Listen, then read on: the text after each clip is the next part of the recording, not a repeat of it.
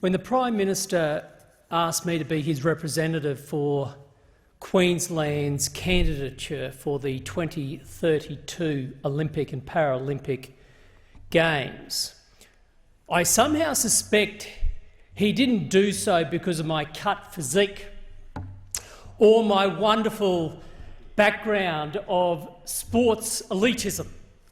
Unfortunately, Deputy Speaker, it might surprise you, but my love of sport has actually never converted into prowess in the pool, on the track or on the field. But nevertheless, I'm happy to report that our pursuit of 2032 is progressing and progressing well. However, in true Australian style, we take absolutely nothing for granted.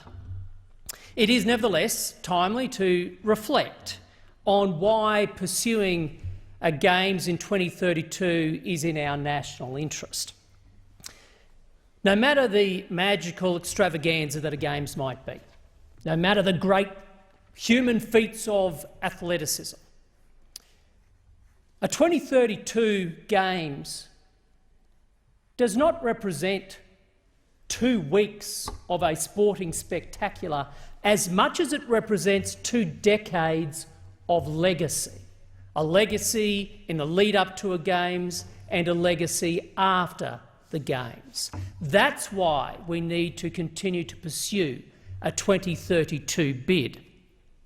Now, I don't intend tonight, Deputy Speaker, to cover off all the aspects of such a legacy, but if I may, to just whet your appetite as to how a 2032 Games in southeast Queensland might at least be in our economic interest, is to start with this year, 2021. If indeed we are successful, if the International Olympic Committee, the IOC, were to decide that Brisbane and southeast Queensland were to host the 2032 Games, can you just imagine the interest that would garner around the world? It would do wonders for our economic recovery from the COVID-19 pandemic. Vaccines, as we know, are rolling out, not just here, but around the world.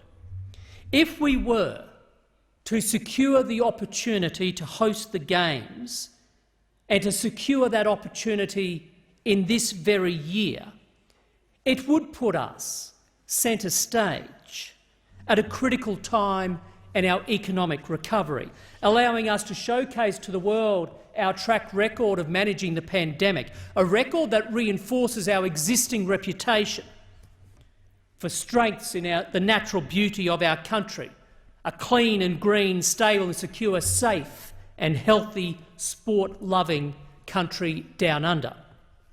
More materially, it would provide a platform to show the progress we're making across a range of economic and social fronts, underpinned by a persistent AAA credit rating. The day will come, Deputy Speaker, when foreign direct investment will again begin to flow more freely across the globe.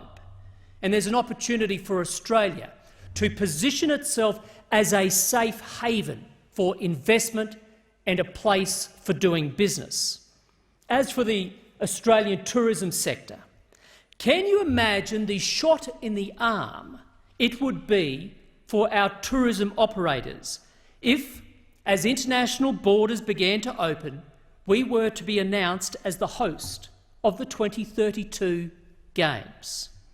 Could there be any better investment than having such news beamed across the newswires internationally as people start to dream about starting again their travel internationally? There is, of course, then the opportunity to be accelerating the delivery of infrastructure. Under the new norms of the IOC, the days of the white elephants are gone. The IOC encourages use of existing assets.